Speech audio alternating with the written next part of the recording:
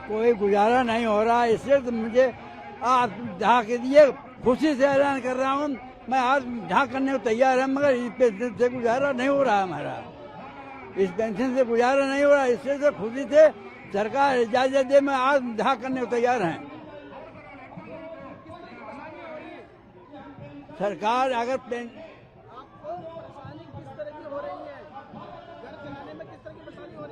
अरे 24 साल रिटायरमेंट हो गए हैं, 85 साल की उम्र है हमारी, और इस समय पेंशन नहीं दे रहे हैं, बहुत परेशानी है। कम से कम सरकार इजाजत दे, खुशी से मैं आज मजा करने को तैयार है।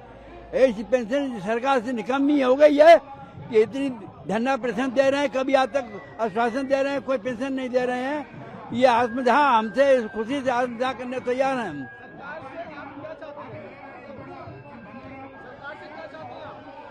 अरे ये 7,500 प्लस दिए हम लोगों को दी जाए पेंशन, बेहतर है, कुछ तो जिंदगी का गुजारा होगा। मैं बाल बच्चों को बेबी गुजारा नहीं हो रहा इसमें, अब क्या करें, क्या भीख मांगते हुए नहीं बन रहा है कि इस उम्र में भीख कोई देगा हमें? कि 40 साल नौकरी रोडवेज में करने के बाद भी कोई सहारा नहीं रहा हमारा। 50 साल की उम्र हमारी हो गई, बताइए हम इससे तो खुशी से मौत दे सरकार, हम मरने को तैयार हैं अपने खुशी से, इजाजत दे सरकार।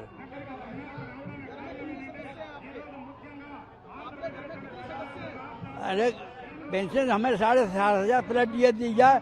हमारे घर में बच्चे दो, एक बच्चा अल्लाह प्यारा हो गया, तो उनके बच्चे हैं, नाती हैं। अब हम इस उम्र में कहाँ जाएं? कोई मतलब कि कोई पेंशन नहीं मिली, 1,000 में कैसे गुजारा हो जा, सवाल नहीं गुजारा होने का, इससे तो मर जाना बेहतर है। नबी शेर मंसूरी फर्रुखाबाद डिपो, फर्रुखाबाद डिपो, इटावा क्षेत्र में फर्रुखाबाद डिपो, बाबू से रिटायरमेंट। हाँ, 2002 में रिटायर हुए थे, आज कई साल हो गए, 24 साल हो गए, 25 साल रिटायरमेंट हुए।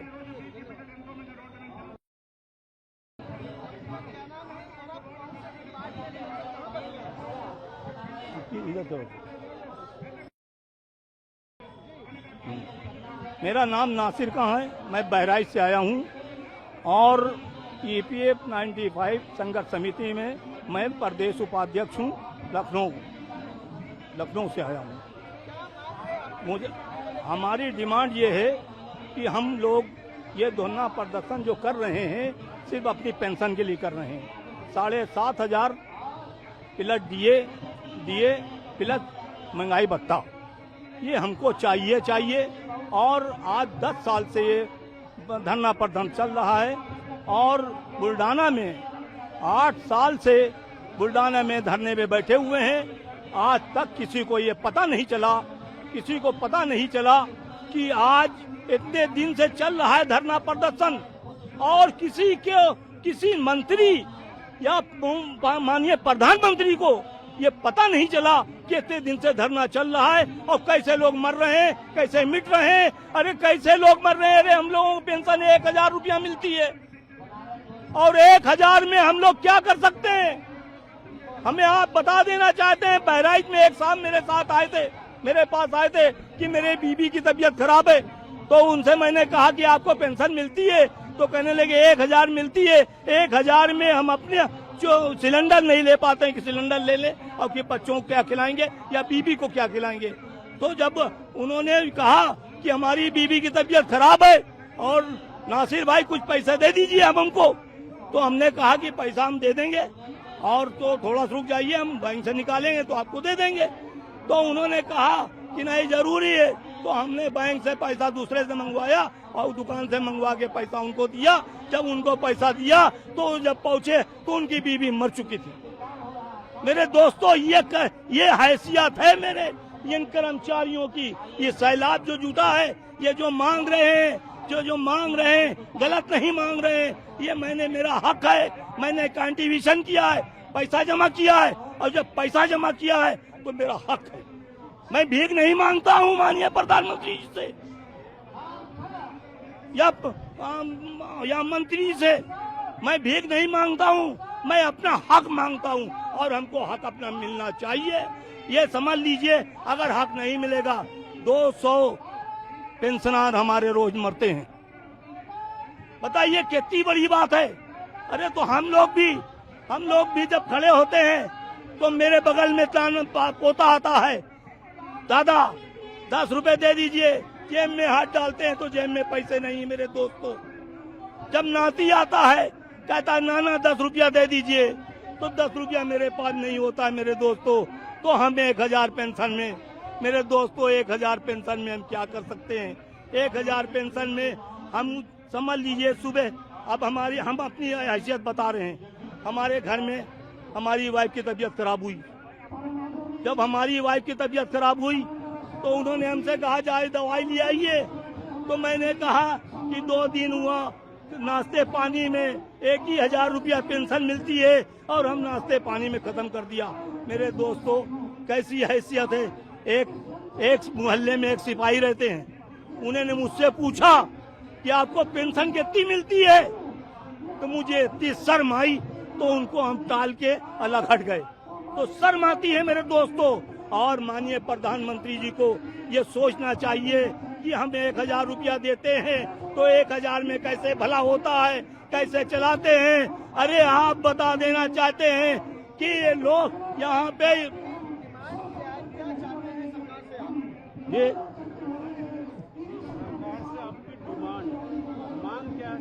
हाँ, तो ये समझ लीजिए माननीय प्रधानमंत्री जी, जब आप कहते हैं कि हम मन की बात करेंगे तो मन की बात कर डालो। इन गरीबों का साथ दे दो जो लूटे हुए हैं, थके हुए हैं, जिन्होंने हिंदुस्तान को गुलदस्ता बनाया इन कर्मचारियों ने। और मेरी मांग ये है कि 7500 रुपया प्लस दिए और मेडिकल की सुविधा पति पत्नी को, ये हमारी मांगे हैं मेरे दोस्तों। और ये मांगे हमारी पूरी हो जाएंगी तो हम लोग अपने सब सुख चैन से जिएंगे और अपना वक्त गुजार लेंगे। आपका नाम बताइए और कहाँ पे कार्य रखते हैं, आपका डिपार्टमेंट क्या था? डिमांड नाम और कहाँ पे काम करते हैं? हाँ, मेरा नाम नासिर अली भी बता दिया मैंने आपको। नासिर अली नाम में मेरा, मैं रोड बेस में काम करता था, रोड बेस में काम करता था। और समझ लीजिए कि मैं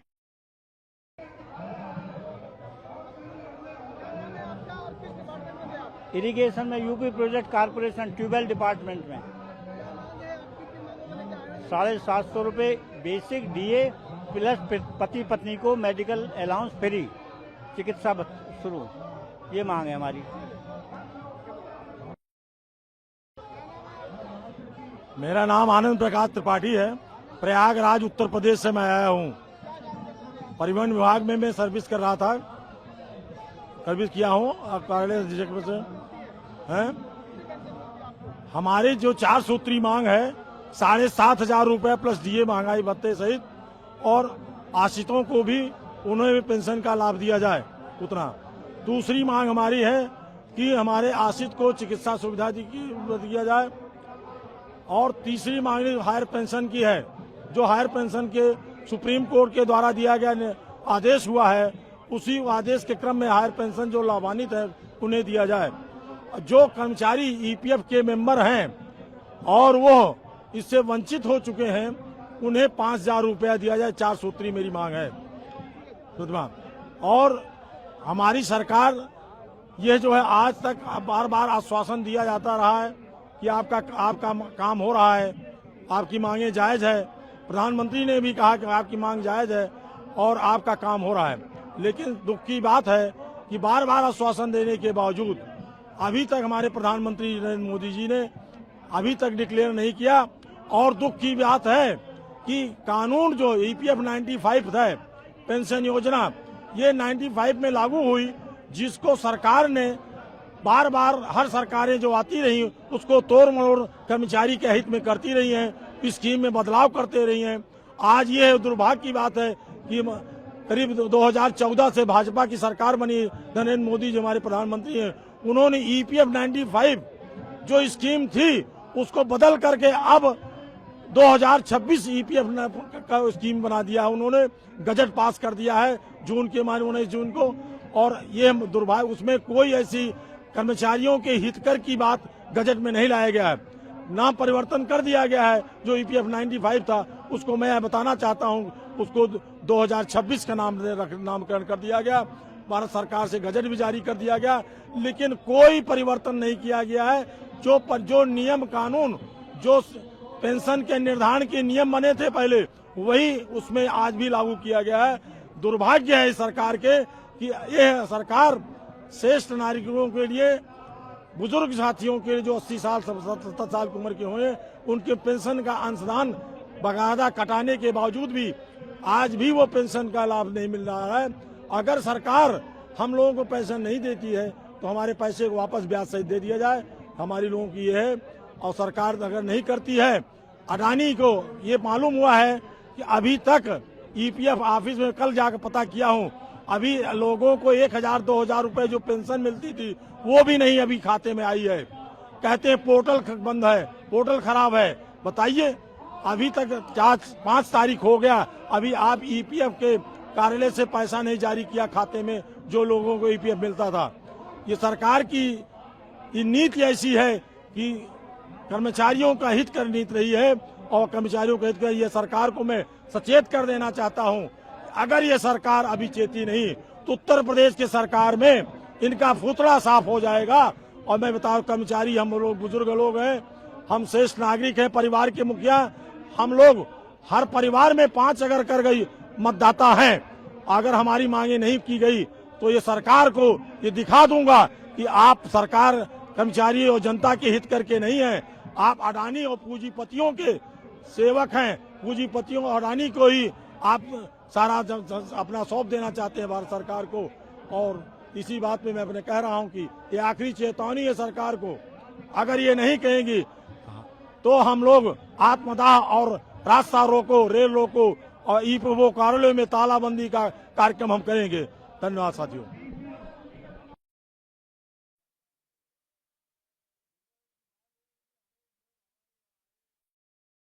नहीं रह चुके हैं, आप समझ गए।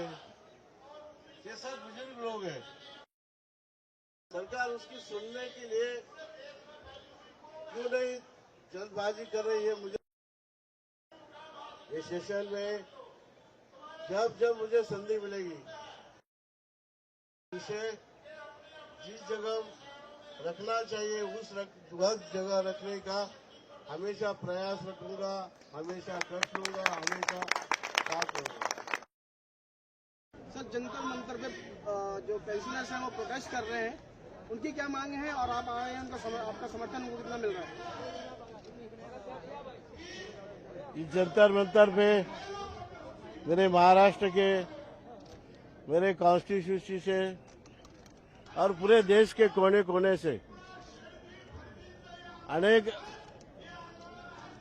ये ईपीएस पेंशन वाले लोग, जिनकी मांग है कि उनको जैसे सरकारी कर्मचारी है वैसे ही उन्होंने देश में काम किया है।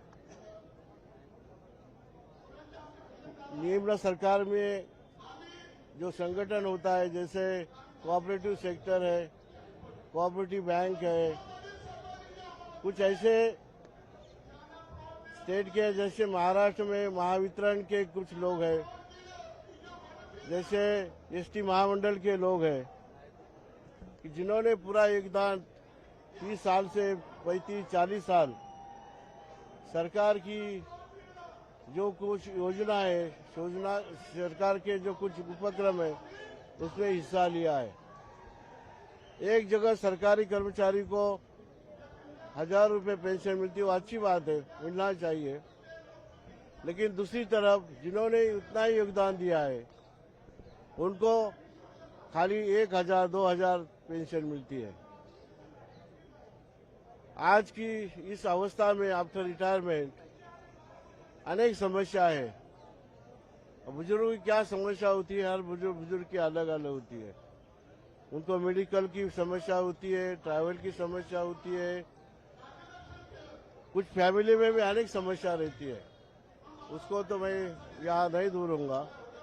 लेकिन अनेक 2009 से ये लोग केंद्र सरकार से मांग कर रहे हैं। जंतर मंतर में मुझे लगता है ये 20-30 बार आ चुके हैं।